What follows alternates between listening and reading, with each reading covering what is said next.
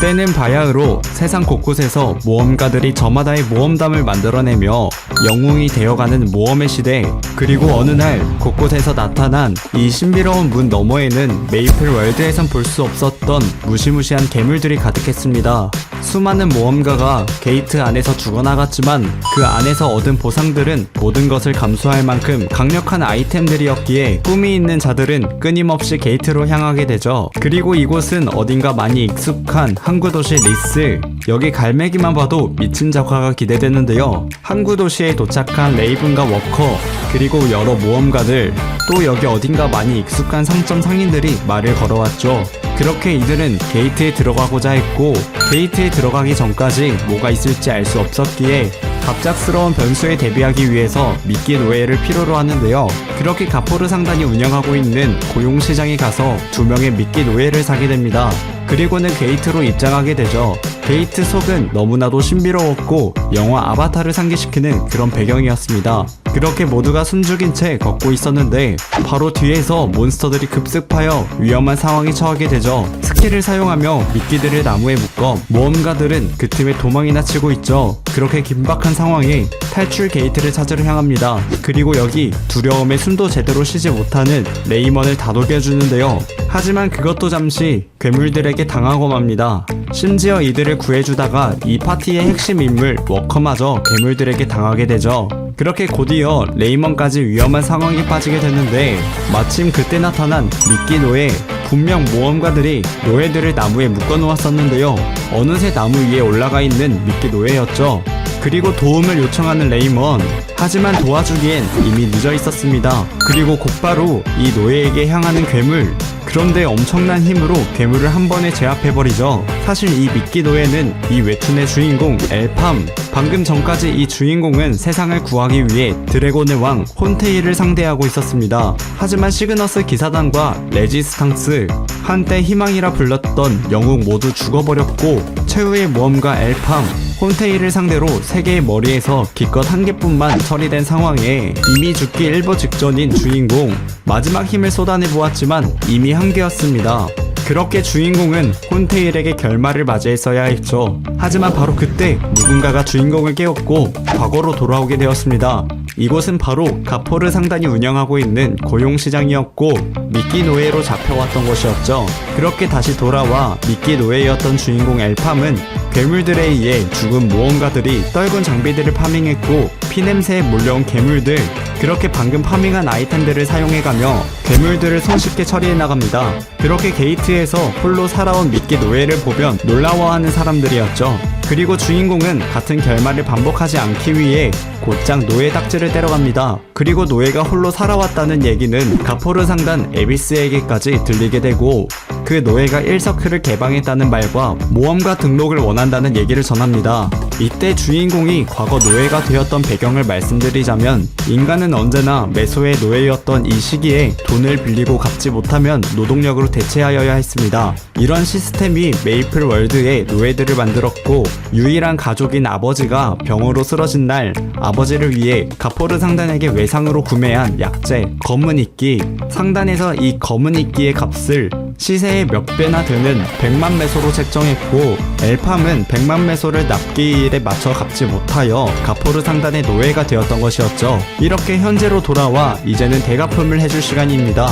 에비스는 무언가를 의식하며 주인공을 노예에서 F급 모험가로 계약을 해주려 했지만 주인공 엘팜은 2등급으로 재요청하죠. 주인공을 마음에 들어하지 않았던 에비스는 이미 많은 파티원들이 뼈를 묻은 게이트에서 실력을 증명하라는 말도 안 되는 조건을 제시하죠. 그렇게 곧장 새로운 파티원들과 함께 게이트로 향했고 그곳에서 만난 체브와 그의 팀원들, 이들의 임무는 앞서 전멸한 12개의 파티들이 남긴 아이템을 안전하게 회수해오는 것이었죠. 밝으면서도 묘하게 스산한 이번 게이트, 장기전을 예상하며 진지를 먼저 구축하기로 하는데요. 그렇게 은폐에 유리한 나무 위로 정했습니다. 그렇게 진지 구축을 완성하고 2개의 조로 나뉘어서 근처를 수색하게 되는데요. 그렇게 성과 없이 이들은 저녁밥을 먹기로 하였고 주인공 팜이 잠들자 이들은 본색을 드러냅니다. 주인공이 들고 있던 파이어 에로우 지팡이를 노리고 있었던 것이었죠. 하지만 이것은 미끼였고 마침 이들의 앞에 등장한 레어 등급 게이트에서만 등장한 집중하다는 희귀보스 골드 슬라임 몸 안에 산성액을 발사하며 파티원들을 하나둘씩 처리하게 되며 주인공을 제외하고는 전멸하게 되죠. 그리고 이 상황을 지켜보고 있었던 주인공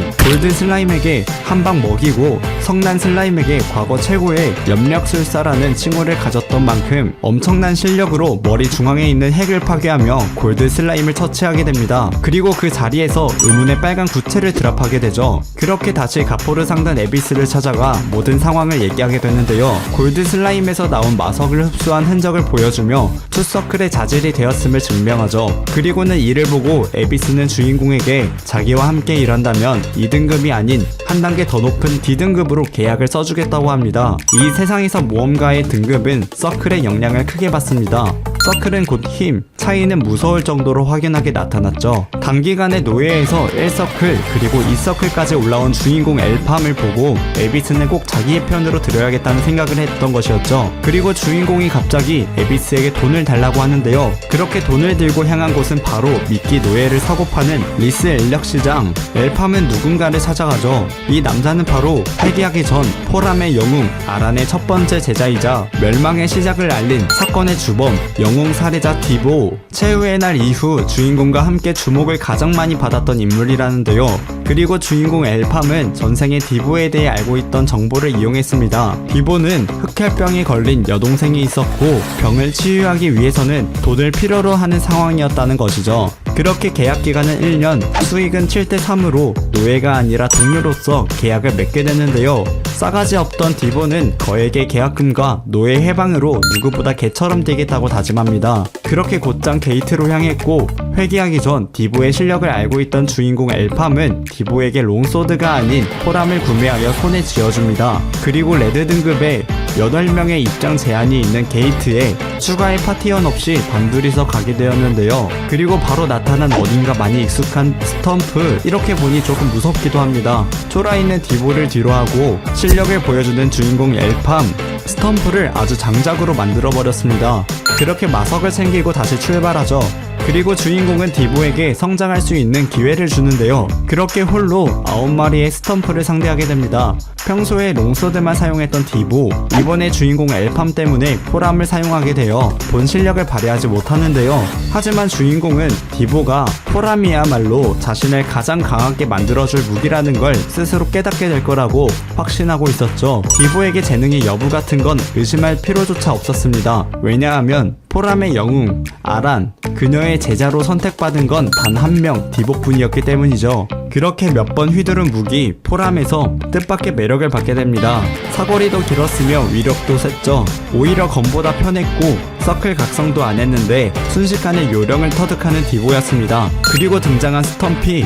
주인공 엘팜이 등장하여 공격했지만 주인공의 공격을 막아내는 스텀피였죠. 하지만 투서클인 지금 주인공은 두 개의 마법을 동시에 발동하며 디보와 함께 스텀피를 상대하게 되죠. 그렇게 환상의 조합으로 스텀피에게 큰 타격을 주며 엘팜의 막타로 처리하게 됩니다. 이후에 여기 홀로 밥 먹고 있는 소녀, 그리고 누군가가 문을 두드리는데요. 그건 다름이 아닌 바로 디보. 오랜 시간 노예에서 풀려나 가족인 동생을 보러 온 곳이었죠. 반면에 주인공 엘팜도 집을 찾아갔지만 이 상황에 무덤덤한 엘팜이었고 집을 태우고 나와버립니다. 한편 가포르 상단 에비스는 백인 게이트 공략 인원을 구성하는데 애를 먹고 있었죠. 이번 공략은 여러 상단들이 주목하는 매우 큰 건수였고 백인 게이트에선 반드시 에픽 이상 더 나아가 레전더리 아이템까지 얻을 수 있는 게이트였습니다. 특히 10대 상단 중에서 투서클 모험가라고 믿기 힘들 정도의 압도적인 실력을 가진 골드리치 상단의 나타샤 세자매. 그녀들에 비하면 가포르 상단의 투서클 모험가들은 모험가라고 하기에는 부끄러운 수준이었습니다. 거기다 가포르 상단은 10대 상단 중 가장 평가가 떨어져 있는 상태였죠. 하지만 에비스는 주인공 엘팜에게 판수를 걸어보기로 합니다. 그리고 마침 등장한 가포르 상단의 1인자 라칸이 등장하며 엘팜에게서 관심을 보이죠. 백인 게이트 공략에 앞서 주인공을 테스트하기로 합니다. 그렇게 디보와 함께 게이트 앞에 서게 됐는데 노예 출신이라며 많은 사람들이 주인공과 디보를 무시하는데요. 그리고 이곳에 가포르 상단의 에비스가 직접 나타나 이번 40인 게이트 테스트에서 실력을 보이는 자들에게 백인 게이트를 입장할 수 있는 기회를 주겠다고 합니다. 이번 게이트의 배경은 숲이었고 그렇게 각각의 파티원들이 터졌죠. 인원이 많은 파티원들과 달리 2명뿐인 주인공과 도비. 그렇게 사냥이 시작되었고 생각보다 이 괴물들은 마법이 안 통했으며 너무나도 강력했습니다. 간신히 괴물들을 처치한 4인 파티원들, 이대로라면 체력이 바닥날 거라며 동맹을 깨고 자기네들끼리 보스를 잡으러 가겠다는데요. 반면에 이 모든 것들을 예상하고 있는 주인공, 남들이 보스를 잡기 전에 먼저 잡아야 한다는 생각과 달리 잡몸들을 싹쓸이 하겠다는데요. 그리고 여기 파란 모자 마법사의 파티들 사이에서 웃음벨 눌린 인원이 있었는데요. 자세히 보니 상태가 매우 안 좋았고 이제서야 주변이 독 연기로 둘러싸인 것을 눈치챕니다. 그리고 나타난 엄청난 크기의 보스몹 괴물, 급하게 신호탄을 날려 파티원을 부릅니다. 그렇게 파티원들이 한자리에 모이게 되었지만 파란 모자 마법사의 돌람 파티원들은 이 자리에 없었죠. 사실은 보스몹이 돌람 파티를 전멸시킨 것이었고 그의 정체는 바로 광대 독버섯. 이들 모두가 광대 독버섯의 위험성을 알고 공략을 포기하려 하는데요. 불행히도 지금 광대 독버섯은 탈출 게이트 앞에 있었던지라 보스 몬스터를 마주치지 않고 탈출하는 건 불가능하다는데요. 그러자 갑자기 주인공이 인당 5만 메소씩 총 150만 메소를 지불하면 본인들이 미끼가 되어주겠다고 제안합니다. 당장 받을 수 없는 메소는 탈출하고 나서 받기로 하고 만일 주인공이 탈출하지 못하면 그냥 희생한 셈이 되겠다고 말합니다. 그렇게 이들은 조건을 받아들이며 보스몹 광대 독버섯에게 향합니다. 그리고 도발을 하는데요. 어마무시한 속도로 주인공을 따라갑니다. 그 틈에 탈출 게이트를 이용하여 파티원들이 탈출하는데 성공하죠. 그렇게 주인공과 도비는 보스 몬스터에게서 도망치며 눈앞에 있는 잡몸들을 해치워 나가는데요. 보스몹에게 잡히기 직전 절벽에서 뛰어내리더니 도비의 일침과 함께 주인공의 파이어 에로우, 물속으로 빠지며 잠깐의 보스 공략 시간을 벌게 된 주인공. 한편 던전 게이트에서 탈출하는 파티원들, 그리고 이 모든 상황을 에비스에게 전달해줬고 이에 실망한 에비스는 게이트에 아직 주인공이 있음에도 불구하고 죽을 거란 생각을 하며 뒤돌아서게 됩니다. 그리고 여기 게이트 속 주인공은 준비를 마치고 다시 보스 사냥을 개시하는데요.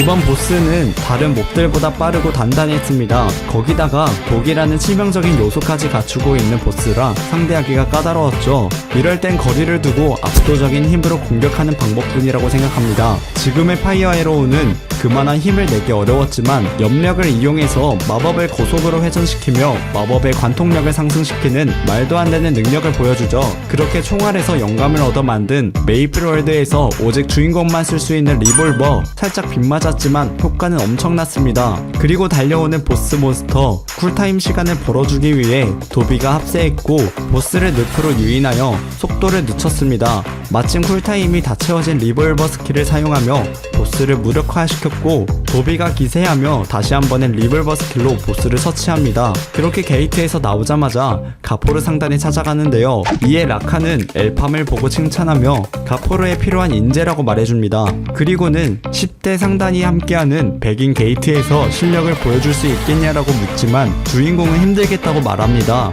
그리고 라카는 엘팜에게 무엇을 원하냐고 묻는데요. 그건 바로 1000만 메소. 그렇게 엘팜과 도비는 호프집에서 시간을 보내고 이들 앞에 주인공을 미끼로 사용하고 도망친 파티원들이 와서 선입견만 가지고 실력을 의심했다고 고개를 숙이며 사과하는데요. 그리고 감사의 표시로 30명분의 보수보다 더 큰 금액으로 메소를 건네줍니다. 하지만 MBTI T 200% 주인공은 착각하지 말라는 소리를 하죠. 그렇게 이들은 백인 게이트에 입장하게 되며 그곳에서 시그너스 기사단과의 협업으로 함께하기로 했는데요. 그리고 이들은 이렇게까지 백인 게이트에 합류하는 것 자체에 의문을 가지죠. 그리고 시그너스 기사단 훈련병들을 이끌고 있는 키리는 가포르 상단 쪽에서 2명밖에 보내지 않았다며 이들을 무시하고 있었죠. 그렇게 각 상단의 정예들이 이곳에 모이게 되었고 그 중에서 가장 주목받고 있는 골드리치 상단의 나타샤 세자매, 그렇게 가드에 의해 게이트에 입장하기 전 주의 상황을 얘기해주는데요. 이번 게이트에서 나온 레전더리 아이템은 본인이 얻어냈다고 해서 개인의 소유가 되지 않고 얻은 아이템의 소유권은 소속된 상단이 가지게 되며 너희들은 보수만 받게 된다고 하는데요. 그리고 아이템을 빼돌리다가 걸리게 되면 대기하고 있는 B급 모험가들이 손봐줄 거라고 하죠. 그렇게 순서대로 이들이 입장합니다. 그리고 입장하자마자 이상한 행동을 보이는 주인공 엘팜, 바닥에 엎드려 소리를 듣고 있는데요. 마침 등장한 어디서 많이 본 듯한 리본돼지, 메이플 게임에선 귀엽게 나오는데 이곳에선 정말 무섭게 나옵니다. 조끼 1000마리는 되어 보이는 리본돼지였고 무서운 속도로 파티원들을 급습하는데요. 그 와중에 시그너스 기사단과 엘팜의 파티는 떨어지게 되었고, 사실 주인공은 회귀 전 정보를 통해 백인 게이트 공략이 쉽지 않을 거라고 예상하며 모든 상황에 대비하고 있었던 것이었죠. 그리고 곳곳에 설치되어 있는 의문의 함정들, 인간의 사냥법을 모방했다고 볼 수 있는데요. 그들의 정체는 호브라고 예상합니다. 그렇게 타 파티원들은 대충 이번 게이트의 난이도가 높을 거라고 예상합니다. 그러자 갑자기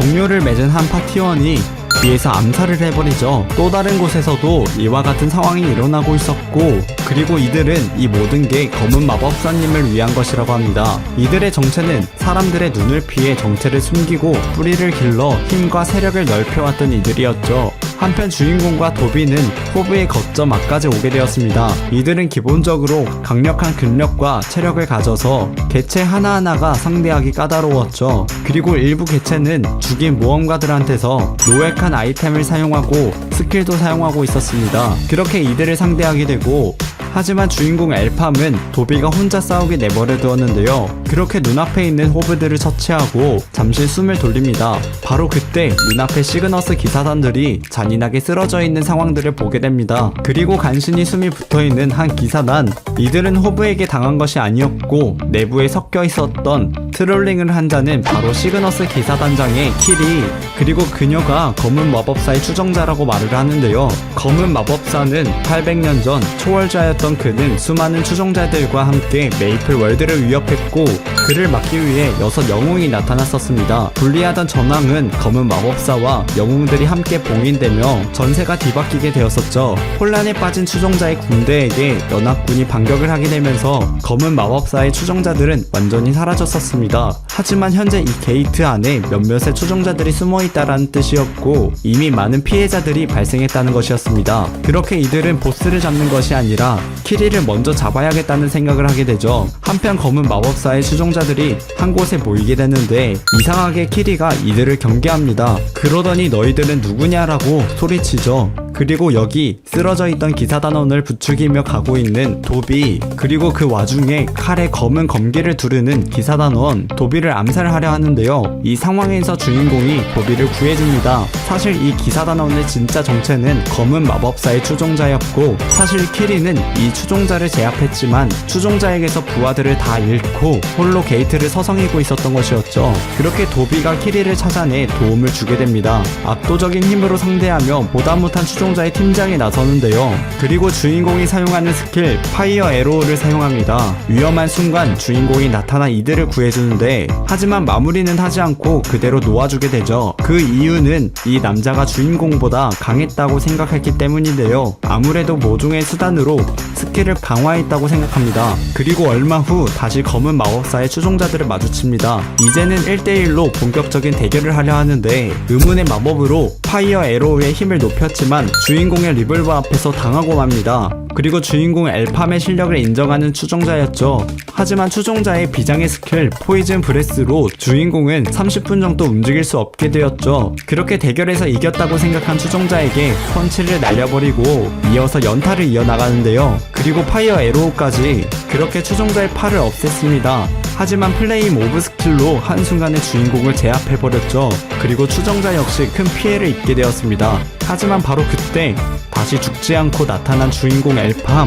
그러더니 이전 보스에서 드랍한 마석을 흡수하여 서클업을 해버렸죠. 그렇게 3서클이 된 주인공은 상대방의 스킬을 뚫어내며 끝내 적을 처치하게 됩니다. 한편 도비와 카리는 스킬을 사용하는 도비들을 상대하고 있었는데 벅찬 이들에게 주인공 엘팜이 나타나 도와주게 되죠. 그렇게 이번 게이트 보스를 물리치고 한 가지 고민을 하는 주인공. 보스를 쓰러뜨리고 아이템은 버릴 생각이었지만 추종자가 가지고 있던 아이템 불사조의 깃털, 그저 소지하기만 해도 시전하는 화염 마법의 파괴력이 30%나 증가한다는 엄청난 아이템이었죠. 하지만 미리 신고한 아이템 이외에 다른 걸 가지고 나가면 이들이 트롤링을 저지른 걸로 의심받게 될 상황이었습니다. 그럼에도 주인공은 이 아이템은 포기할 수 없었는데요. 마침 등장한 달팽이 펫. 사실 주인공이 게이트에 들어오기 전에 미리 챙긴 것이었죠. 일반 달팽이 몬스터와 달리 공격성이 없고 아이템의 냄새를 맡아 수집하는 습성을 가졌습니다. 그렇게 아이템을 흡수하고 게이트에서 탈출하게 되었죠. 다시 눈을 뜬 곳에서 가드에게 질문을 받게 됐는데요.